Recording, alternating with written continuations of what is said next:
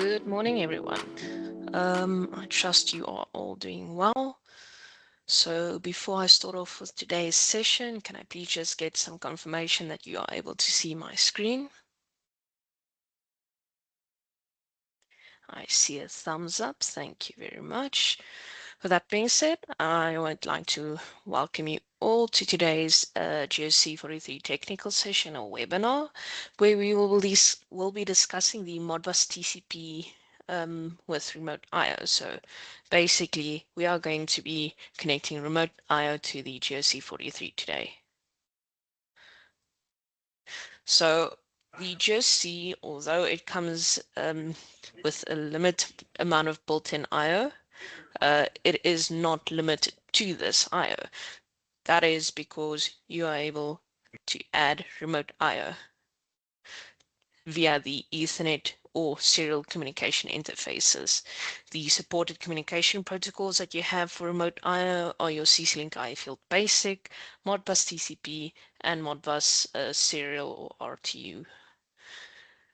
Therefore, any of the remote I/O that supports these communication protocols can be used to expand the GOC43's I/O.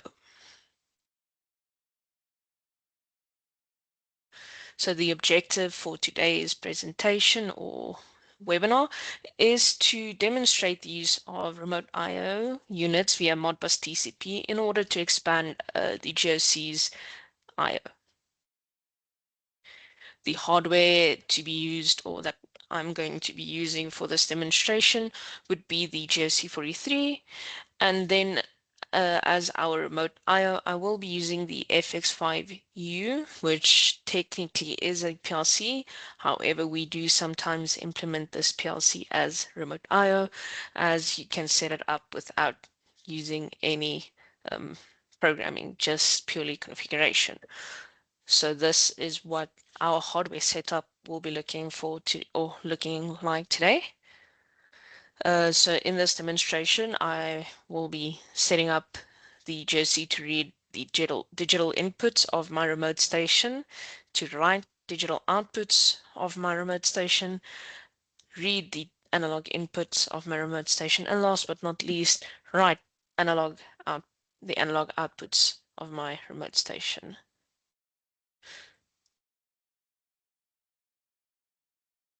So just a quick overview again of the configuration of our GOC's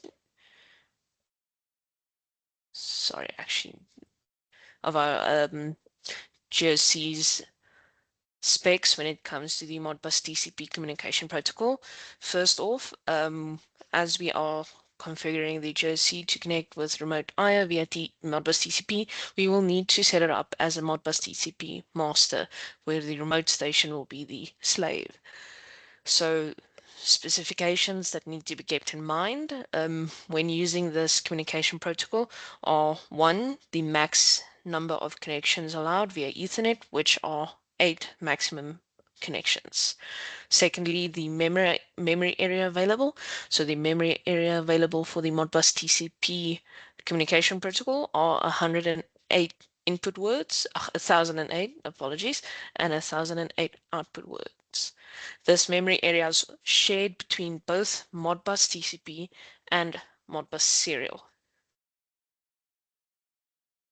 You can also note that you are able to communicate via or on the Ethernet port to 2 different devices using 2 different communication protocols.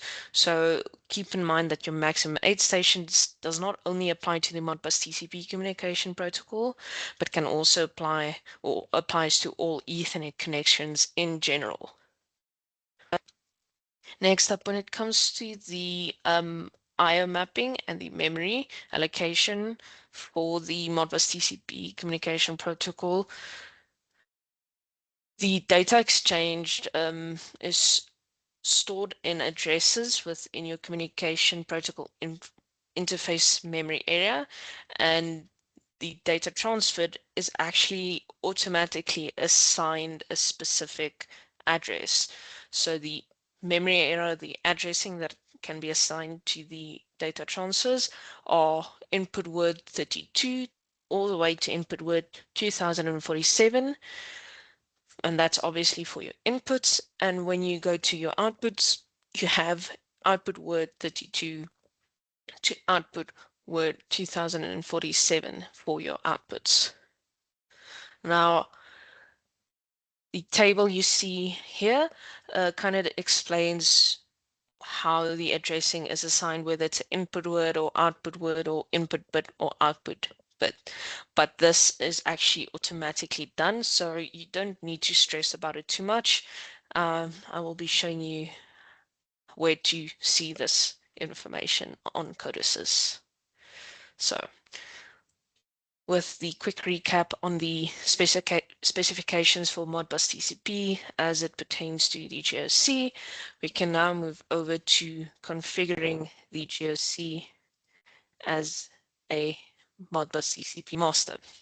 So I've already created a project within Codesys, which you can see right here on my screen, and I have set up the PLC settings as per the manual, and I've also just declared a few variables that we will be using today.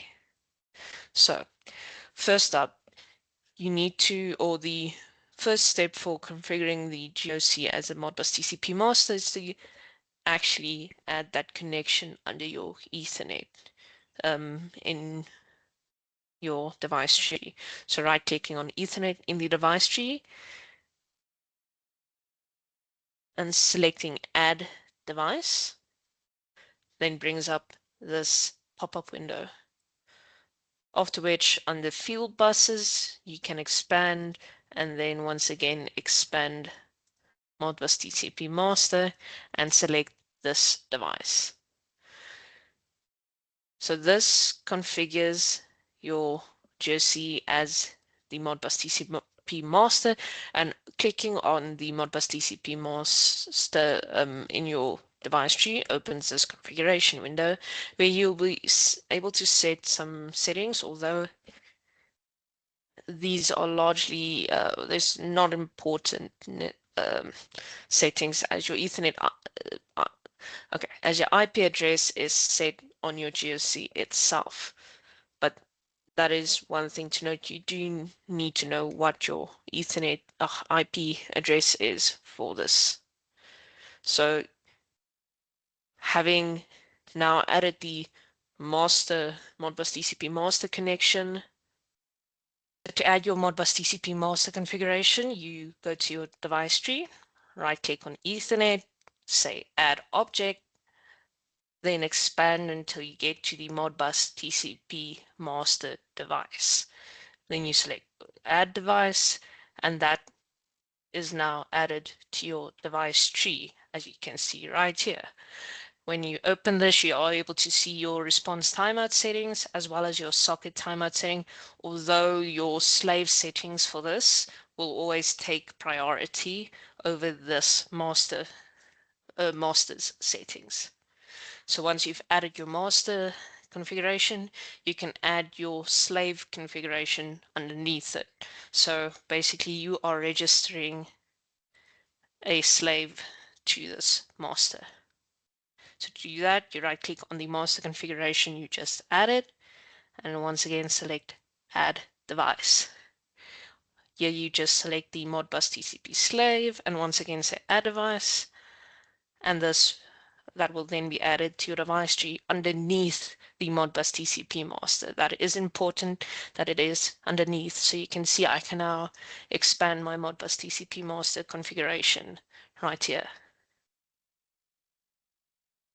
So in this window, you can configure your slave device. So for instance, my slave device's IP address, let's say, is 192.168.10 and 90.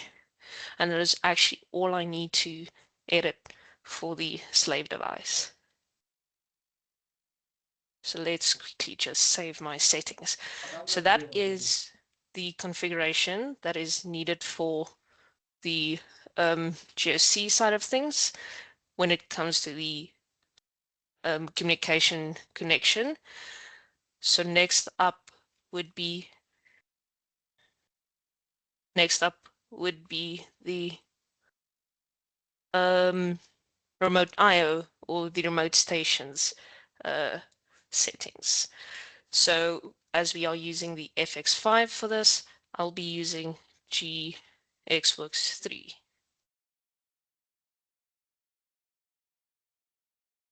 So when opening GOC43, I just create a new project and I'm using an FX5, FX5U, and the programming language doesn't really matter unless you are wanting to do some things on your remote station side.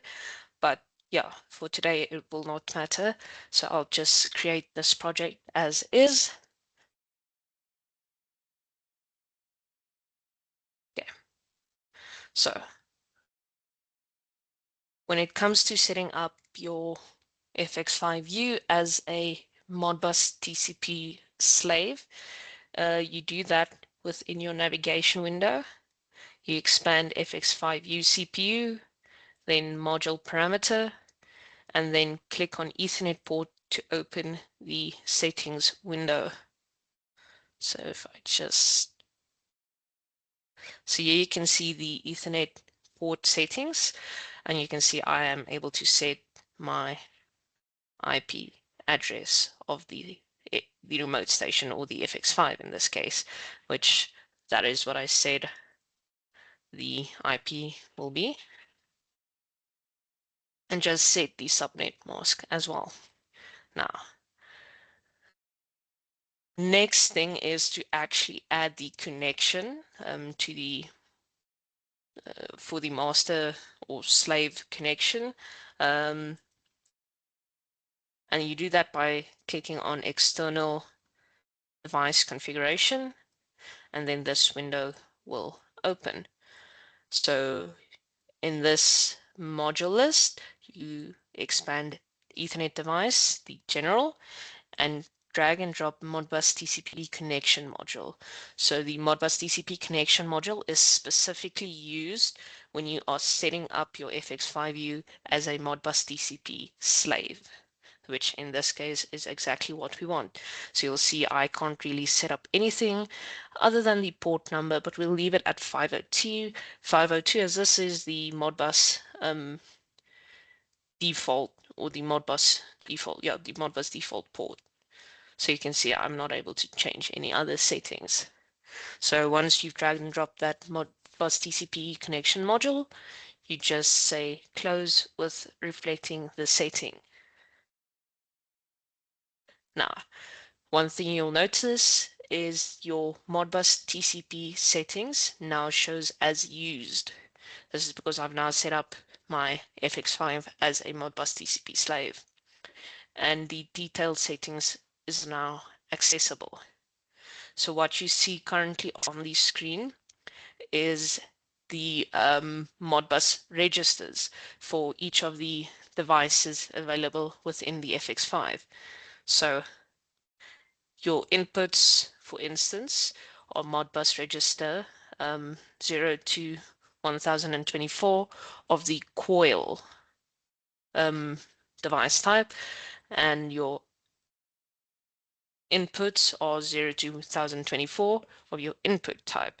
Now this is important to know, as this is information that you need to know when setting up what data you want to read or write in your encoders for your GOC. So I'll be referring back to this a bit while setting up the data transfers. So, but one last important thing, whenever anything is changed within this module parameter or Ethernet port settings, always click apply, otherwise these settings will not be applied to your project. Okay, so that is now finished. We can start setting up the data to be transferred, so the data to be read or written between the master and his slave. To do this, I go back to my codices where the master configuration is. And under Modbus, the Modbus TCP slave you've added, you can now add the data transfers underneath or in the Modbus slave channel tab. So just a quick recap. Within codices, the data transfers are called slave channels. Basically, this is communication instructions, or more specifically, function code instructions, where you read or write or do both of read and write data from your master from your master to your slave, or from your slave to your master. Now you can add channels, configure them, delete them, or edit them. So you can see those buttons here. To add a channel, you just open channel, and this opens the configuration for the Modbus channel or slave channel. So I'm able to give my channel a name, which for this one, we say this is remote IO, and it's and then I want to read, let's say, all the digital inputs of my remote station. So if you recall, let's quickly go back here. The digital inputs would be the first 16 registers of the input data type.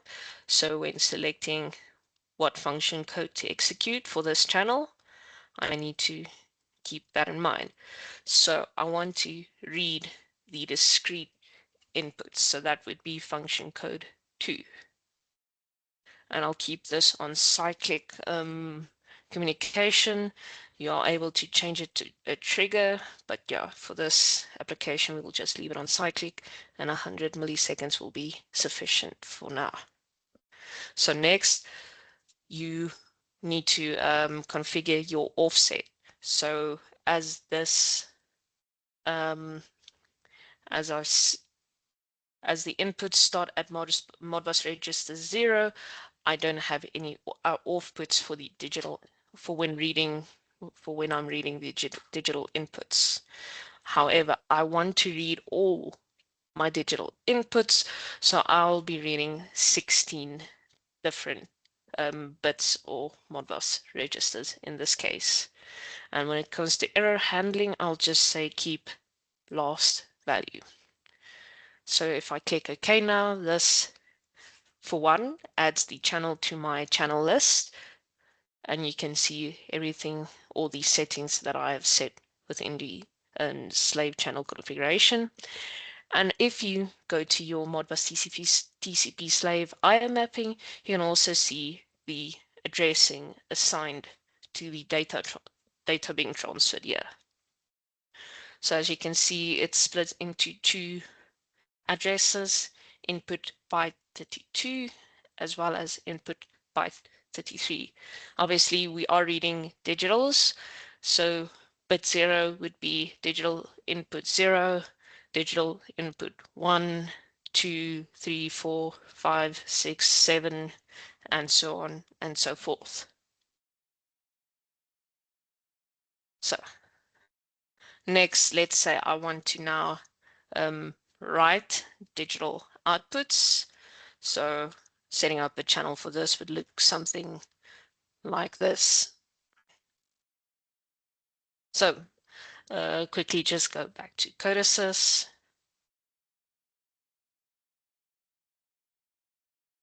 Codices, apologies, GOC43, to show you my outputs are of coil data type, and it also starts at 0. So once again, there should be no offset for this. So I want to write multiple coils because I want to be able to write all my outputs, which is that one. Also leave this one on cyclic, and now my configuration will be under the write register because I'm now writing data from my master to my slave device or remote station. And as I said, the offset is 0, and I'm wanting to write 16 of my digital outputs. When I click OK, once again that configuration is added and the mapping is now available in the IO mapping tab, as you can see here. So I will be checking just the chat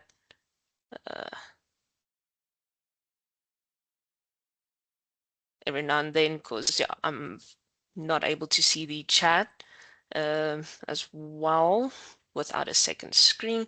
So please just be patient if I am struggling. Okay, so next up is adding the reading and writing of my analog inputs and outputs. But to do this, I first need to configure this within my GOC43, so within my remote station. And to do this, you will also just use configuration. So following mostly the same path as before, you still expand until you get module parameter, and this time you'd be looking at using analog input or opening the analog input and analog output windows, setting windows. So first up with the analog input configuration window, I select to enable channel 1. Yes, I see we have a question. Oh, yeah. Just to quickly go back, setting up your analog input, you expand until you get to module parameter and then click on analog input in your navigation window, so on the left here, and opening the analog input configuration window gives you these settings you see on my screen right now. So I want to enable or use my channel 1 of my built-in analogs for my FX5. So doing that, I just use the drop-down list, select enable. I can also set up the averaging, like sampling or count average or moving average or time average, but for this demonstration I'll just be leaving it at sampling average. You also have the option of setting up scaling within your configuration itself, but yeah, I'll just be using the raw digital value for this demonstration. So having enabled my analog input channel 1, I now need to apply these settings by pressing apply, and you'll see it go gray if you have clicked it. If not, please click it, otherwise these settings will not be added to your project. Okay, having done that, I can now actually configure the codec side of things to read this analog value. But one thing to note is that the FX5 uses special registers to store its the analog input channels digital value. So to see what this register number is, go back to the analog input, and instead of clicking on it, right click, say register to intelligent function module, and this will actually show you all the registers associated with your analog inputs. So this is specifically the built-in analog inputs of the FX5. So if I scroll down to the digital output value, this is where my digital value is stored for the analog input. So the first is channel 1 and channel 2. Now I've enabled channel 1, so this is the register number that I am interested in. Now note that this is register special register 6020, and we need to go check what the starting register is for the special registers, as they do fall in their own category. So just quickly going back to the Ethernet port settings and clicking on detailed settings to see what my Modbus registers are. Scrolling to the right, it's under the holding registers, and its starting register is 20,480. So for this setting, I will have an offset. So my offset will be the 20,480 plus the 6,020, which results in my offset being 26,500. So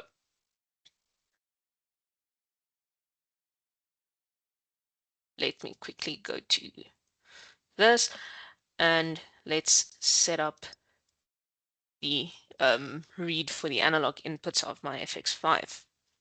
So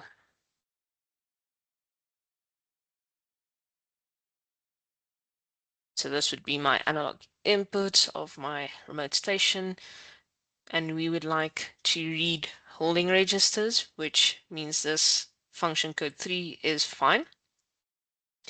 My offset is 26,500, and I would only like to read the one register.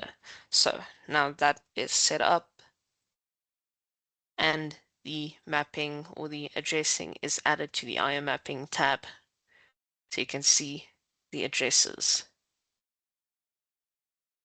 So the analog output is actually done quite similarly. You also go in your navigation window, go to analog output, say register to intelligent function module. Oh, sorry, actually, first open and enable. So similarly to the inputs, you just select enable. So for your FX5, FX5U, it only has one analog analog output channel built in. So I only have one channel to enable, but you do need to enable both these settings for your analog output to work. So enabling both of these and selecting apply, and you now are able to use the analog output channel of the FX5U. So to see okay, once again, the digital values or the values being output on your analog output is stored within your special registers, and similarly to the inputs, you can also right click and say register to intelligent function module monitor, and you will be able to see the registers associated with your analog output channel. So here, the register we are interested in, and the register that is written to your analog output channel, is SD, also special register 6,180.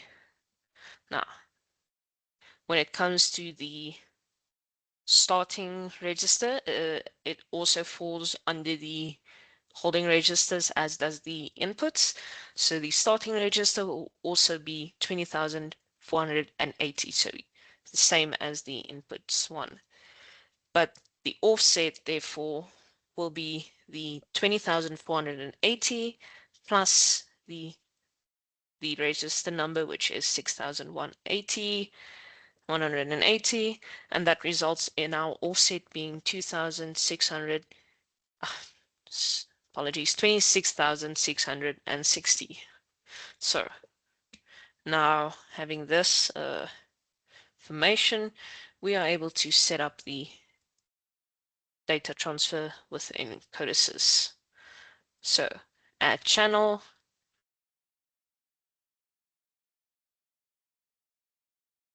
and then this would be our analog output. So instead of reading holding registers, this would be writing multiple registers. And our offset, as I have said or mentioned, is 26,660, and I'm only wanting to write one register.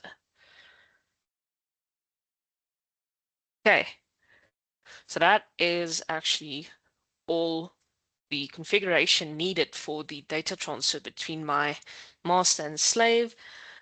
And I actually can now download my configuration to the remote station and my program or configuration to my master as well. And the data transfer will take place. So quickly just set up my connection to my FX5 and then compile and write.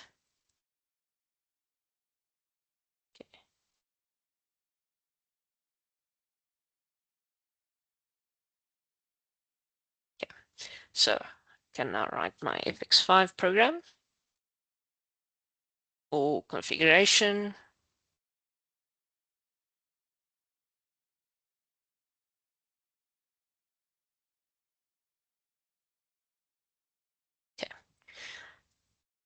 Okay. My FX5 configuration or remote station configuration has been written. Let's build the GOC program and also write that.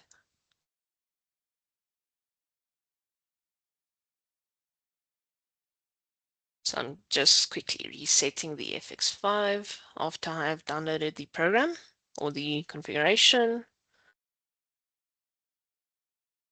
And we'll see the data transfer once the GOC's program has been downloaded.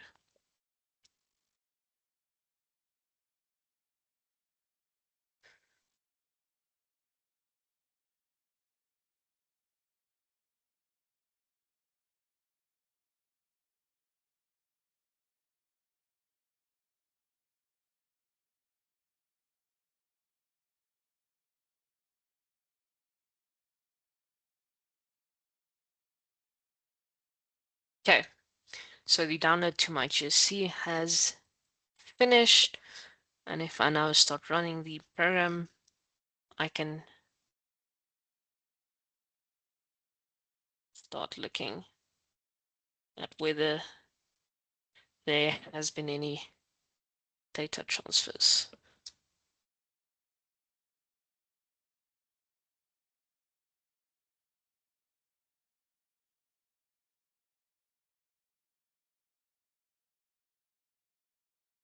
Okay, just give me a second. Okay, so first reading. I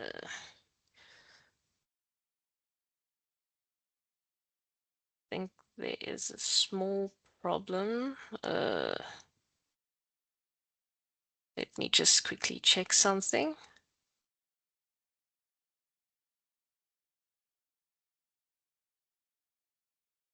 Okay, yeah, sorry. I need to change that to 90 and then everything should be fine.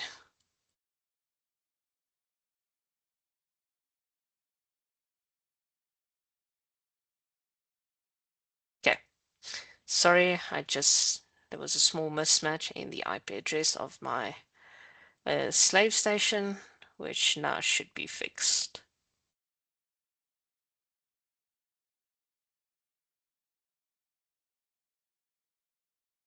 Okay, let's look at this again and see if it's now working.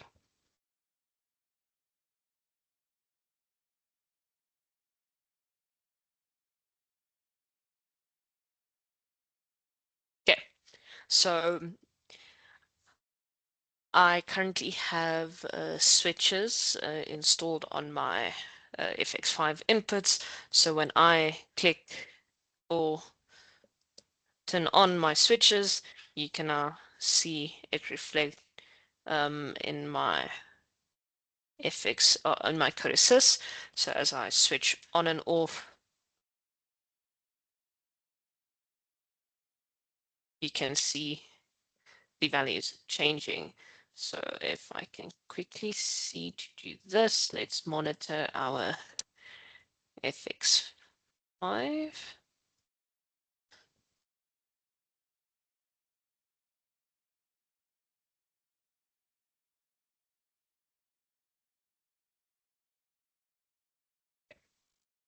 So let's say we would like to monitor our inputs. So here you can see I'm turning on all of my digital inputs, and my first two inputs are actually push buttons. So if I press them, you will see them turn on, but they won't stay there. So you can now see this reflect from my FX5 to my GOC. So turning that off, let's try the opposite, where I turn on the digital outputs of the FX5 from the GOC. So we set up the right function for that. So if I force these values on,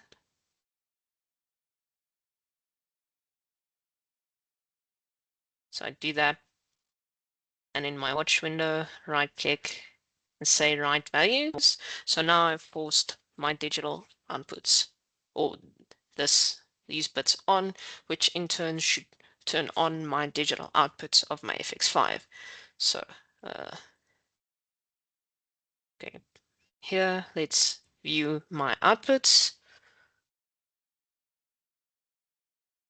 and here you can see all 16 of my digital outputs are on. Okay.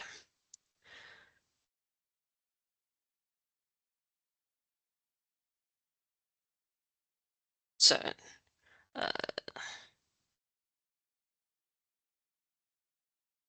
next, let's take a look at our analogs. So just turn this back off.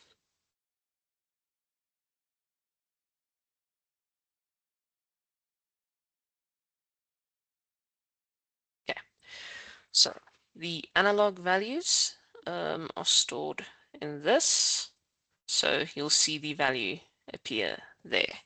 So if I turn my potentiometer I have on my input channel 1 for my FX5, you can see the value changing.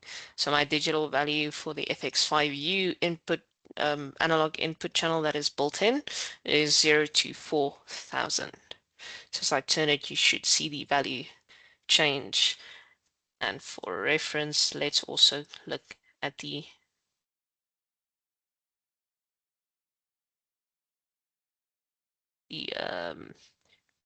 value in GOC43, which you can also view via your intelligent function monitor.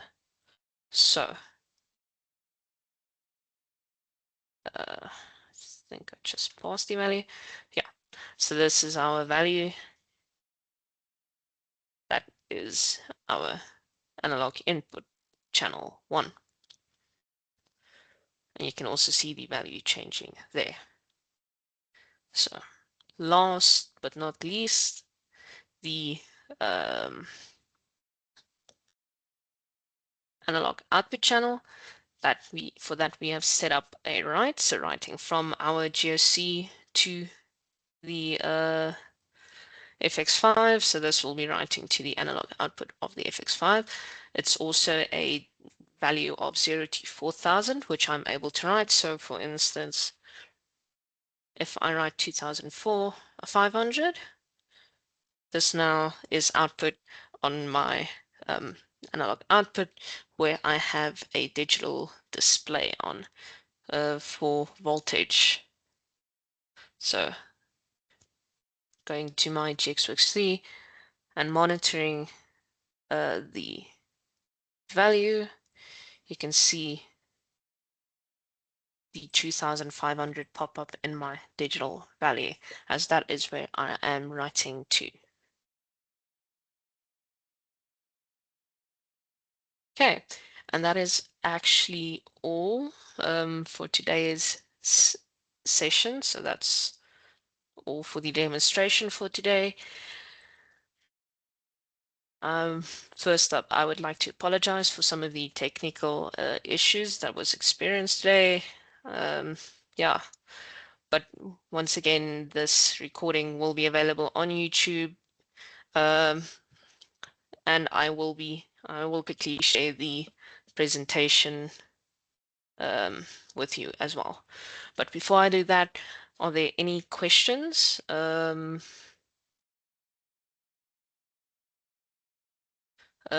regarding today's session or topic?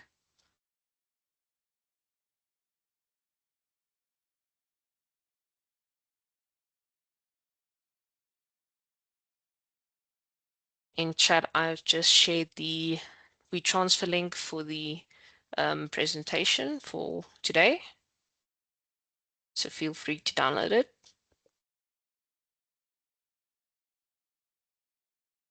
Okay. The next GOC session or webinar is on the 5th of November, and this will be regarding CC-Link iField Basic to MRJ5. So basically, we will be demonstrating how to control an MRJ5 servo motor via CC-Link iField Basic using the GOC43.